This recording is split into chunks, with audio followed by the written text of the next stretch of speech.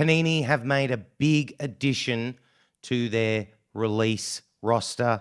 They are bringing the English Football League to the hobby. The card community, will it see some growth? Is this a great thing? Let's get into it.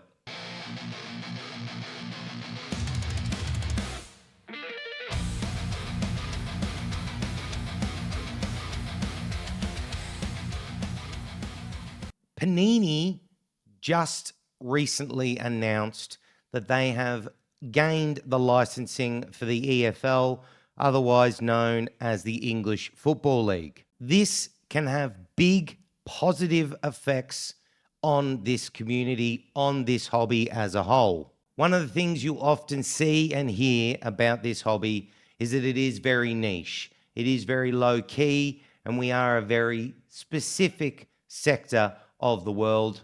We are. I think it's great. The community we have and the community we have growing within this is amazing. And we shouldn't deny it. We shouldn't fight against it. We are special. I'm special! Whether you've been into collecting soccer cards for a short time or a long time, one thing you may or may not have noticed is there's a lot of people, the experts within the hobby, say that they want to try and grow the hobby more and 10 times it, 5 times it, try and make it flourish. So that means bring more people in. But let's be honest, let's be real, okay? Manufacturers aren't making moves, aren't making changes within the community, within the hobby, unless it is going to benefit their back pocket. So really, a lot of manufacturers are looking at short-term gains, not the long-term game. They can't say it, but we all know it. It's all about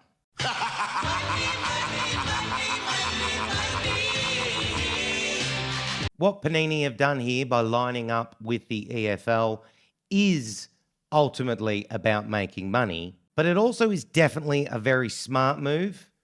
Maybe they didn't realize, but when you look at what it will do for the hobby, it is going to help this hobby grow fundamentally and organically. So on screen here is the announcement. Here is the article. The EFL and Panini announced their new partnership. As you can see, little blurb there.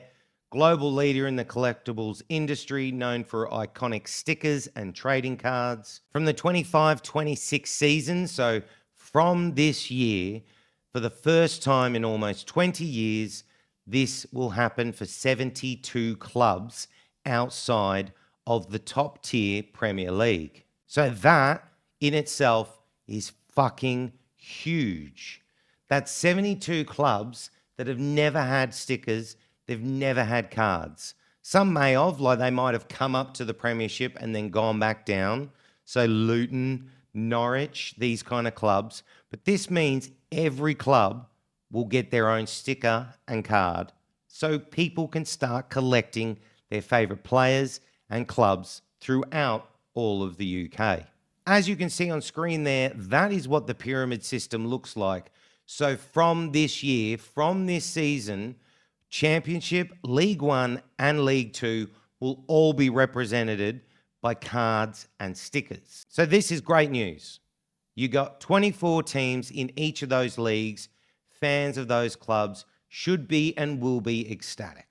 If you're one of those people that doesn't know much about the EFL, to be honest, it is the most exciting, most high-tension football league in the world. And of course, that encapsulates the Premier League. But some of the games that you will see in the Championship and in League One and in League Two are fucking insane.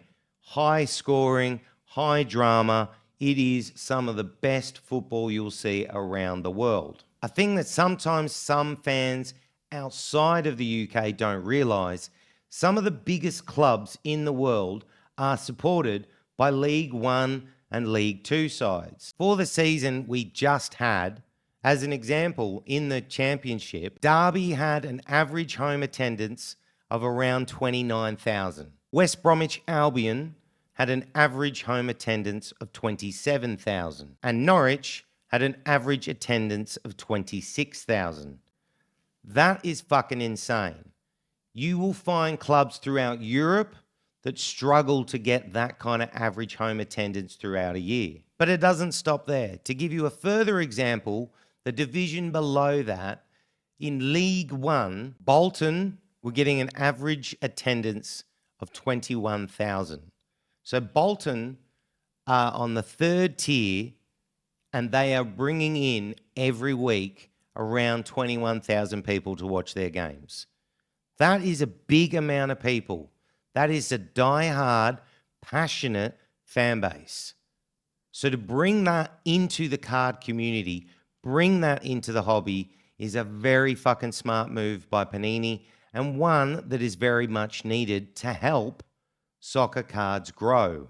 Yes, there might be the fact that if Panini had never lost the Premier League licensing, this move may never have happened. But we're not in the game of what ifs, we're in what is. And what has happened is Panini has acquired the EFL for multiple years. These teams and these players that play for these teams are finally going to have themselves a piece of cardboard that can be passionately followed and collected by young and old throughout the country, throughout the world. It will be interesting to see where this goes. Like, Panini haven't given us much more details. We don't know if it's going to be just stickers. Will it be stickers and cards? I think we'll see a bit of both. Will we see autographs? Will we see memorabilia? A lot of these questions are unknown, but it's quite exciting. Imagine being a fan of Wickham and you can finally get a Color Blast or Kaboom of one of your favorite players. Yeah, boy.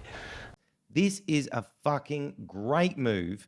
And as I said at the start, you want to find a natural way to grow how many people are into soccer cards, this will fucking do it.